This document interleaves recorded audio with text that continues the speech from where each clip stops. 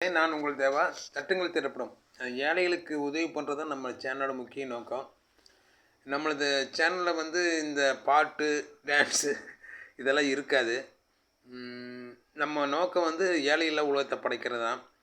நடிகர் விஜய் இப்போ மலேசியாவில் ஆடியோ லான்ச் பண்ணுறாங்க. இன்றைக்கி பண்ணுறத பார்க்குறப்ப எனக்கு பிரமிப்பாக இருக்குது. எனக்கு மட்டும் இல்லை, தமிழ்நாடே பிரமிப்பாக பார்க்குது. அவ்வளோ கூட்டம்.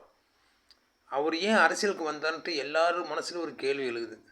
நடிகனாகவே இருந்திருந்தால் இன்னும் பேரும் புகழும் கிடச்சிருக்கும், பணம் நிறைய கிடைக்கும்.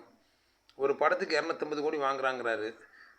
வருஷத்துக்கு ஒரு 2 படம் 3 படம் நடித்தாலும் 2 படம் வைங்களேன் 500 கோடி வரும். அதை வச்சு ஒரு மாவட்டத்துக்கு 20 கோடி ஒதுக்குனாருன்னா 40 மாவட்டம் இருக்குது, 200 கோடி. 40 மாவட்டத்துக்கு 400 800 1000 400 600 800 கோடி. 800 கோடி தான்.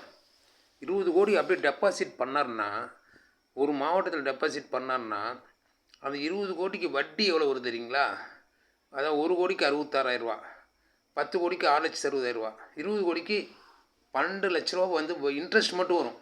அதாவது நம்ம பேங்க் வட்டி மட்டும் 12 லட்ச ரூபா வரும்.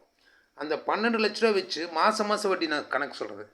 அந்த 12 லட்சத்தை வச்சு இவர் எல்லாத்துக்குமே சாப்பாடு இலவசமாக கொடுக்கலாமே, ஏழைகள் எல்லா உலகத்தை படைக்கலாமே, ஏன் செய்ய மாட்டேங்கிறான்னு தெரிய மாட்டேங்குது. 40 மாவட்டத்தில். ஆனால் அவரோட பணம் 800 கோடி அப்படியே தான் இருக்கும், பேங்க்கில் டெபாசிட் இருக்கும். இன்ட்ரெஸ்ட்டை வச்சு இவர் செய்யலாம். இடம் மட்டும் ஒரு 10 கோடிக்கு வாங்கி போட்டார்னா சொந்தமாக ஒவ்வொரு மாவட்டத்துலேயும் ஒரு 5 கோடிக்குன்னு வைங்களேன், 5 கோடிக்கு இடம் மட்டும் வாங்கினார்னா அது ஒரு 50 200 கோடி. 200 கோடிக்கு அப்போ 1000 கோடின்னு வைங்களேன் கணக்கு. 4 படம் நடித்தாலும் 1000 கோடி வந்துடுது அவருக்கு, இல்லைங்களா?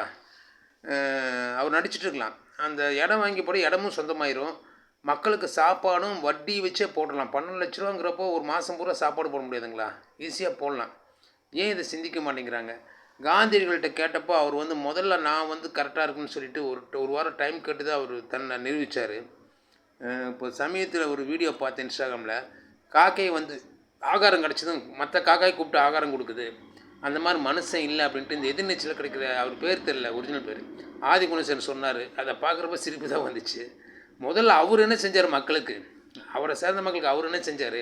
காக்கா பார்த்து பாருங்கள், நமக்கு பாடம் கற்றுக் கொடுக்குறாரு. அவர் தன்னுடைய சொத்துலேருந்து எதாவது மக்களுக்கு எதாவது செஞ்சுருக்காரா, எதாவது பண்ணியிருக்காரா? தெரிஞ்சதை சொல்லுங்கள். எல்லா மாவட்டத்துலேயும் பிச்சைக்காரர்கள் எல்லா கோயிலும் முன்னால் இருக்கிறாங்க.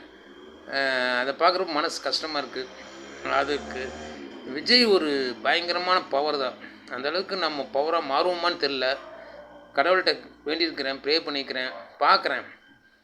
சாகருக்குள்ளே ஏழையில்லா உலகத்தை படைக்க போகிறேன். நன்றி மக்களே, தேங்க்யூ.